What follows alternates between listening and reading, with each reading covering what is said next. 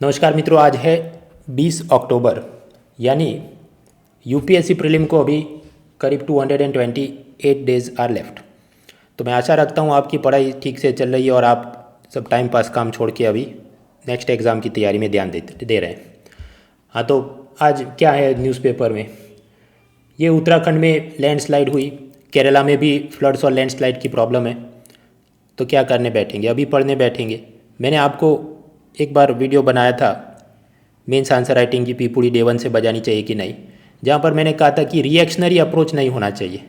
अभी क्योंकि इधर लैंडस्लाइड हो रहा है तो डेली आंसर राइटिंग चलाने वाले लैंडस्लाइड पे आंसर राइटिंग करो। भाई सभी के सभी जितने डिजास्टर्स हैं उनकी आपने एक साथ तैयारी कर लेनी चाहिए, एक साथ introduction, conclusion, body points complete करने चाहिए and then move to next subject.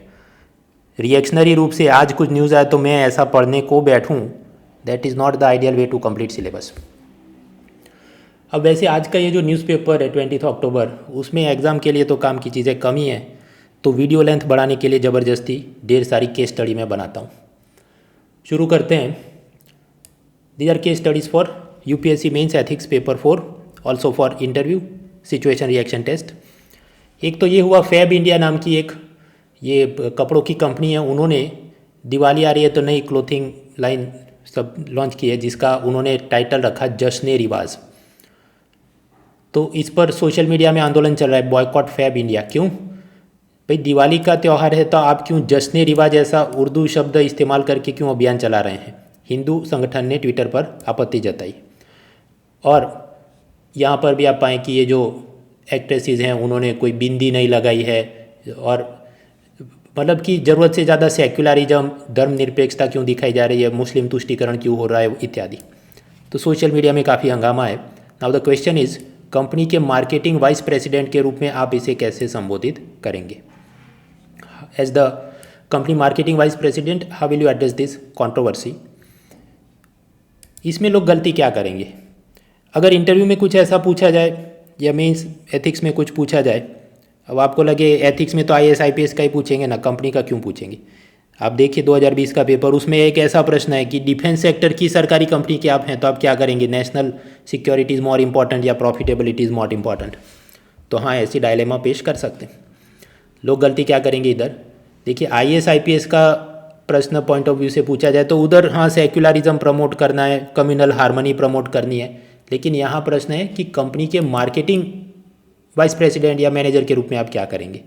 तो जो marketing vice president of the company, उसकी प्रायोरिटी क्या होनी चाहिए, positive brand image and profitability. Communal harmony, secularism वो सब है पर वो गौण है, पहले क्या होगा, profitability, positive brand image for profit. तो इस हिसाब से आप सोचिए क्या करेंगे।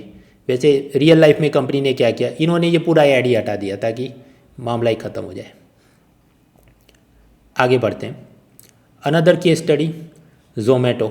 अब ज़ोमैटो में ये हुआ, तमिलनाडु में किसी कस्टमर ने कुछ खाना मंगवाया था लेकिन डिलीवरी में एक आध चीज़ कम आई, तो उसने सब वो डिलीवरी बॉय या कस्टमर केयर वाले से फरियाद की, लेकिन समाधान हो नहीं पाया क्योंकि जो कस्टमर था उसको हिंदी लैंग्वेज नहीं आती थी और जो एग्जीक्यूटिव था उसे तमिल लैंग्वेज नहीं आती थी। अल्टीमेटली वो कस्टमर केयर वाले ने ऐसा लिखा, for your kind information, Hindi is our national language and it is very common that everyone should know Hindi little bit. तो वो तमिल व्यक्ति नाराज़ हो गया, उसने ट्विटर पर ट्रेंड करवा दिया कि देखो ये जोमेटो वाले तो तमिल ग्राहकों की मदद नहीं कर रहे हैं। तो ट्विटर पर जो हंगामा हुआ तो जोमेटो कंपनी के HR विभाग ने वो कस्टमर केयर एग्जीक्यूटिव को नौकरी से ही निकाल दिया। तो फिर वापस ट्विटर पे हंगामा हुआ कि कस्टमर केयर वाला तो नया लड़का था, उसने गलती की, ठीक है अब माफ़ी मांग ले। तो ये कोई इतना गंभीर किसी की क्या हत्या हो गई है कि इसको नौकरी से निकाल दिया जाए। ट्विटर पर सिर्फ कोई चीज़ ट्रेंड हो जाए तो क्या उस हिसाब से आप गरीब घर के ये जो भी मार्केटिंग एग्जीक्यूटिव होंगे उनको भी आप निकाल देंगे, और ये ग्राहकों का या किसी भाषा या धर्म या प्रांत का इतना तुष्टीकरण क्यों हो रहा है। So now the question is, company के CEO के रूप में आप इस चीज़ को कैसे संबोधित करेंगे।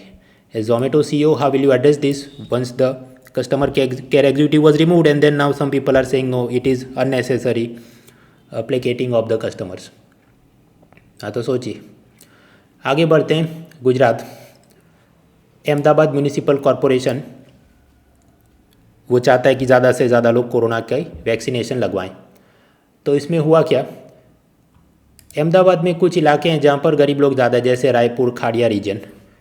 तो ऐसा कहा म्यूनिसिपल कॉरपोरेशन ने कि कोरोना टीकाकरण करवाओ तो आपको खाद्य तेल दिया जाएगा, कुकिंग ऑयल, एडिबल ऑयल दिया जाएगा।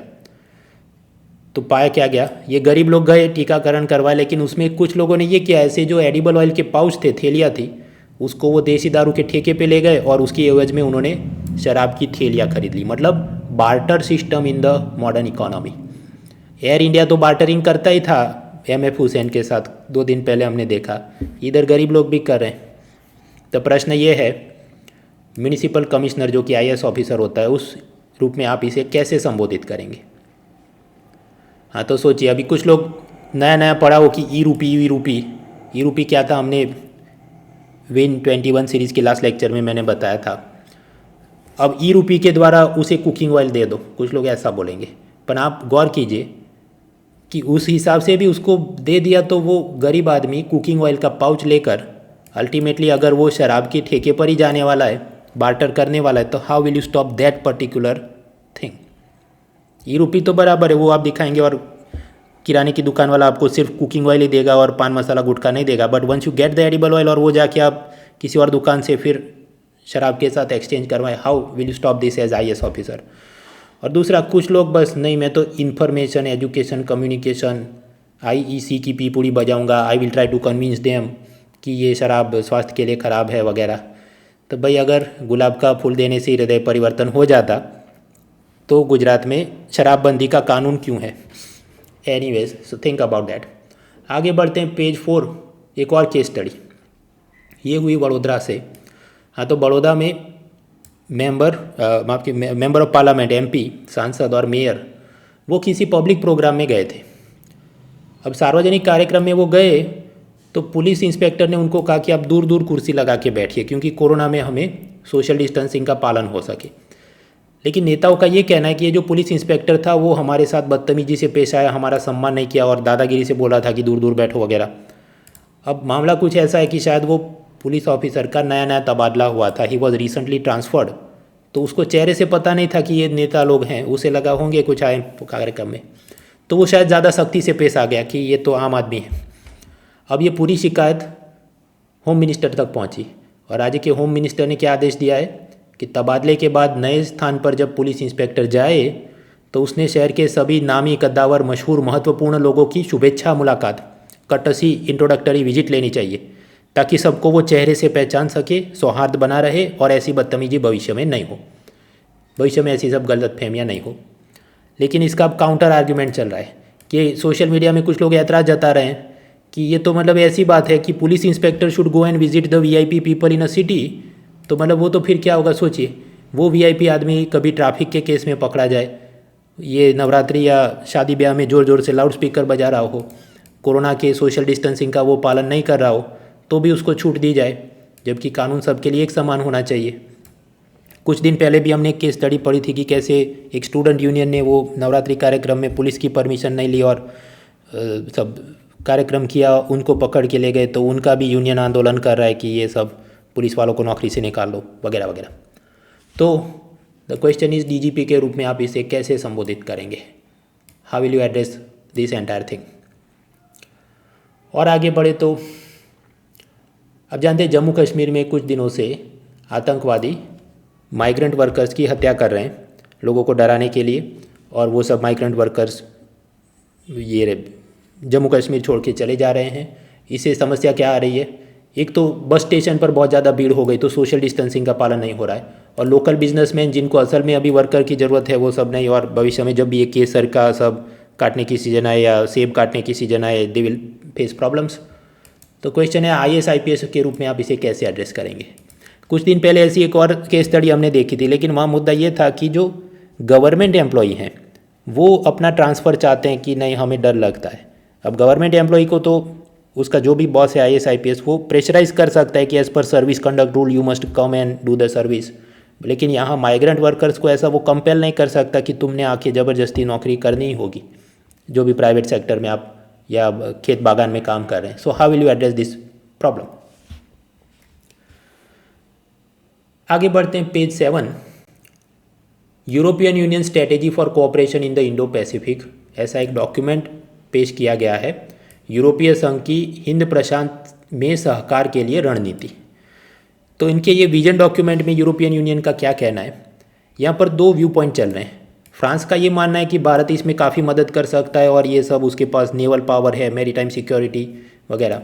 लेकिन जर्मनी कुछ और सोचता है, वो ये सोचता है कि भारत है लेकिन जापान, ताइवान, आसियान समूह के देश वो ज़्यादा इंपॉर्टेंट है, क्योंकि जर्मन कार इंडस्ट्री, जर्मन जो भी उनकी दूसरी इलेक्ट्रॉनिक इंडस्ट्री, उसको बहुत सारे माइक्रो चिप्स और कंप्यूटर पार्ट्स चाहिए जो ये जापान, ताइवान से उनको मिल सकते हैं। भारत मतलब है, पर जर्मनी को इतना इंपॉर्टेंट पार्टनर शायद नहीं लगता, और हो सकता है फ्रांस को इंपॉर्टेंट लगता हो क्योंकि हमने उनसे वो राफेल जेट वगैरह खरीदे हैं, so they think this is more important for us.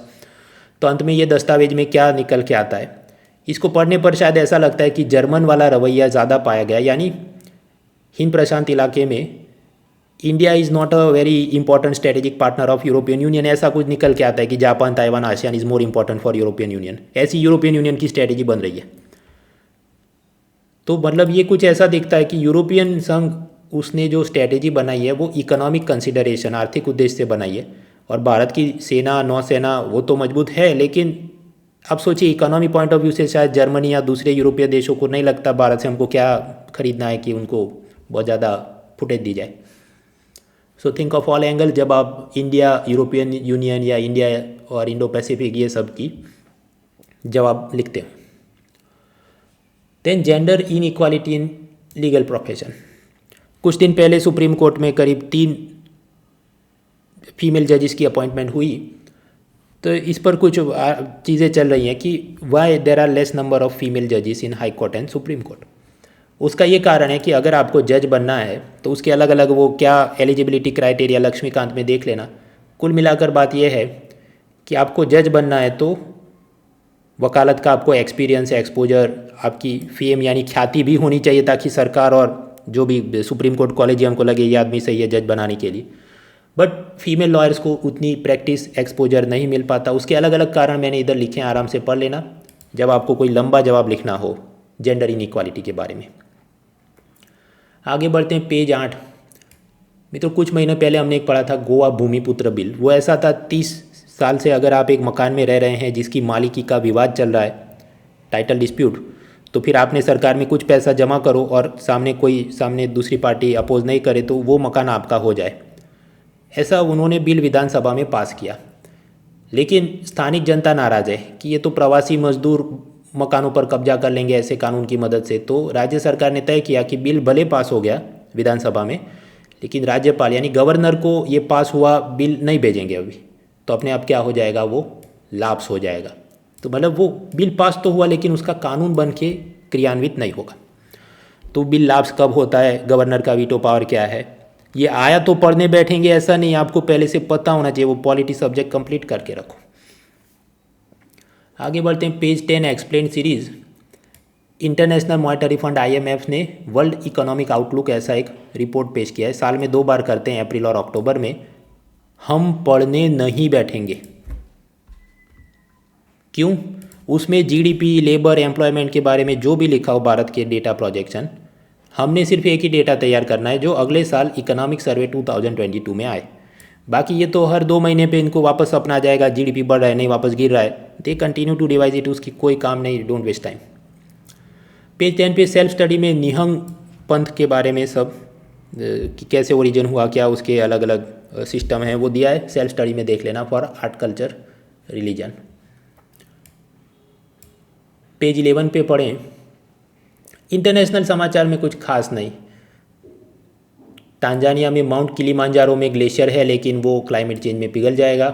Russia ने कहा अफगानिस्तान को मदद तो करेंगे, आर्थिक सहायता, लेकिन तालिबान को रिकॉग्नाइज नहीं करेंगे वगैरह। तालिबान ये कह रहा है कि जो सुसाइड बॉम्बर मर गए अमेरिका के सामने लड़ते हुए, तो उन्हें, उनके परिवार को हम ज़मीन और पेंशन देंगे। तो स्वाभाविक ऐसा करेंगे तो इंटरनेशनल सपोर्ट उनको मिलना मुश्किल है। बाकी एक था टाइगर, जेम्स बॉन्ड, सब चल रहा है। हाइती में, हाइती जो एक देश है, उसमें अमेरिका के क्रिश्चियन मिशनरी ग्रुप को किडनैप कर लिया और अब वो पैसा मांग रहे हैं, फिरौती मांग रहे हैं। तो हम पढ़ने नहीं बैठेंगे। क्यों? करंट अफेयर्स 5 गोल्डन रूल में रूल नंबर 5 क्या? एक था tiger, James bond, not important. आगे बढ़ो। पेज 12, इकोनॉमी में वैसे कुछ खास है नहीं। आरबीआई, उसका फॉरेक्स रिजर्व क्या होता है, कैसे बनता है, कैसे कम होता है, वो सब हम थियरी में पढ़ चुके हैं इकोनॉमी में। अब usually what they will do, forex reserve में जो पैसा है तो वो फॉरेन कंट्री की गवर्नमेंट सिक्योरिटी में इन्वेस्ट कर देते हैं, लेकिन उसमें और थोड़ा पैसा गोल्ड में इन्वेस्ट कर देंगे। पर तकलीफ क्या है, फॉरेन गवर्नमेंट सिक्योरिटी जैसे यूएस ट्रेजरी बॉन्ड वगैरह में आप पैसा डालो 1 या 2% ब्याज मिले। अगर आरबीआई वो सारा पैसा शेयर बाज़ार में, शेयर्स में, इक्विटी में इन्वेस्ट करे तो ज़्यादा उसे मुनाफा हो सकता है। मान लीजिए इन्फोसिस के शेयर खरीद लें और थोड़े समय में वो 7% 10% बढ़ जाएँ तो ज़्यादा मुनाफा हो सकता है compare to investing in government security. तो ऐसा एक सजेशन दिया गया किसी रिपोर्ट द्वारा। अब असल में वो जब इम्प्लीमेंट होगा तो पढ़ेंगे, अभी इतना दिमाग खर्च करने का फ़ायदा नहीं। फॉक्सकॉन नाम की कंपनी ने इलेक्ट्रिक व्हीकल लॉन्च किए, वो सब बिजनेस जनरल नॉलेज। बिटकॉइन क्या है वो थियरी हम पढ़ चुके हैं पिलर 1A1 में। एक्सचेंज ट्रेडेड फंड क्या काम करते हैं वो हम पिलर 1C में पढ़ चुके हैं, सेबी शेयर मार्केट में। तो सोचो बिटकॉइन एक्सचेंज ट्रेडेड फंड क्या करता होगा, उस हिसाब से पैसा मोबिलाइज करता होगा। अमेरिका का वो first bitcoin linked exchange traded fund है वगैरह। ठीक है, अब ऐसा बहुत ज़्यादा बिजनेस जनरल नॉलेज पढ़ने का एक हद से ज़्यादा मुझे फ़ायदा नहीं लगता। Bitcoin non fungible token, what is the theory, what are the main contemporary issues, what is the stand of government, what is the stand of some really big government और इंटरनेशनल ऑर्गेनाइजेशन, उतना पता होना चाहिए। ये तो हर रोज़ नया नया आता रहे। अल साल्वाडोर ने बिटकॉइन लीगल टेंडर बना, ठीक है, कुछ बड़े हेडलाइन पता होना चाहिए, हर एक जगह झंडा लेके घुसने का मतलब नहीं। उसी तरह ranking, global food security ranking और दूसरा मर्सर इंस्टीट्यूट का ग्लोबल पेंशन इंडेक्स रैंकिंग, वो मैंने दिए हैं। मैं पढ़ने नहीं बैठूंगा, ऐसे हर लो प्रोफाइल रिपोर्ट रैंकिंग पढ़ने का कोई मुझे फ़ायदा नहीं लगता। तो क्यों इधर डाला है, वो इसलिए कि वरना वो दूसरे करंट अफेयर्स मंथली पीडीएफ वाले में उन्होंने डाला हो तो फिर कुछ लोग ऐसे हैं उनको ये लगता है कि ज़्यादा वॉल्यूम में कंटेंट डालो तो ही वो इम्पॉर्टेंट है, वरना आप इम्पॉर्टेंट नहीं हो आपका कंटेंट और आप टीचर के रूप में। मैंने डाला है, लेकिन मैं खुद बोल रहा हूँ कि ये मुझे बहुत एग्जाम के लिए काम का नहीं लगता। पूछा भी जाए तो cost benefit is not so great, कितना याद रखोगे, आयरलैंड का नंबर 1 है और डेनमार्क का पेंशन में नंबर 1 है या XYZ थिंग। खैर, उसके बाद page 13 vaccine compulsion. Australian government ने ये कहा है कि ऑस्ट्रेलियन ओपन टेनिस टूर्नामेंट होगी, लेकिन जो खिलाड़ी ने वैक्सीन नहीं लगवाया उसको हम वीज़ा नहीं देंगे। तो ये नोवाक जोकोविच को शायद वीज़ा नहीं मिले क्योंकि उसने वैक्सीन नहीं लगवाया वगैरह वगैरह। So that was the newspaper for today, see you next time.